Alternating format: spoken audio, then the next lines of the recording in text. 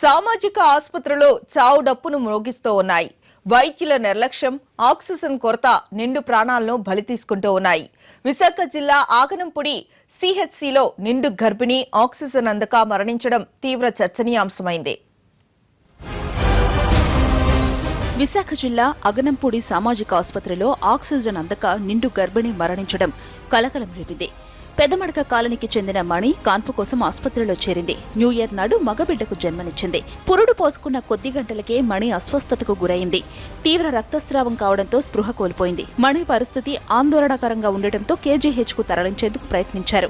బాలింతను తరలించేందుకు ఆసుపత్రికి వచ్చిన 108 వాహనంలో ఆక్సిజన్ అందుబాటులో లేదు. దీంతో ఆసుపత్రిలో ఉన్న తాత్కాలిక ఆక్సిజన్ సిలిండర్లతో మణికి ప్రాణవాయువు ఇచ్చేందుకు ప్రయత్నించిన వైద్యులు విఫలమయ్యారు. సరైన వైద్య సేవలు అందకపోవడంతో ఆమె ఆసుపత్రిలోనే మరణించింది. ఈ ఘటనతో మణి బంధువులు తీవ్ర ఆగ్రహానికి గురయ్యారు. హాస్పిటల్ ఎదుట ఆందోళన చేశారు.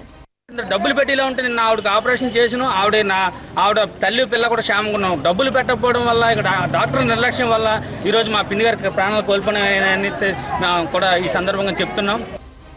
ఆక్సిజన్ అందక బాలింత మరణించడం కలకలం రేపింది. ప్రభుత్వ ఆసుపత్రిలో అరకొర వైద్య సేవలపై ఆందోళన పెరగడంతో గాజువాక ఎమ్మెల్యే ఆసుపత్రికి చేరుకుని ఈ ఘటనపై విచారణ జరిపించాలని అధికారులని ఆదేశించారు. ప్రభుత్వ ఉద్యోగం చేయదలుచుకున్నారంటే ఇదొక బాధ్యత. ప్రభుత్వ ఉద్యోగం అంటేనే బాధ్యత రాహిత్యంగా ఎవరిపైనా సరే వ్యవహరిస్తే మాత్రం మనం కఠినంగా చర్యలు తీసుకుంటాడు. ఏదైతే ఆరోపణ వచ్చిందో ఆరోపణ కూడా క్లియర్గా రిటర్న్గా కమిషనర్ గారికి లెటర్ రాయడం జరుగుతుంది. మినిస్టర్ గారి దృష్టికి, కమిషనర్ గారి దృష్టికి తీసుకెళ్లి ఎవరైతే దీనికి బాధ్యులో వాళ్ళని చర్యలు తీసుకుంటారు. వైద్యుల నిర్లక్ష్యం, ఆక్సిజన్ కొరతతో బాలింత మరణించడంపై ఆసుపత్రి సిబ్బందిపై తీవ్ర ఆగ్రహం వ్యక్తం చేస్తున్నారు స్థానికులు.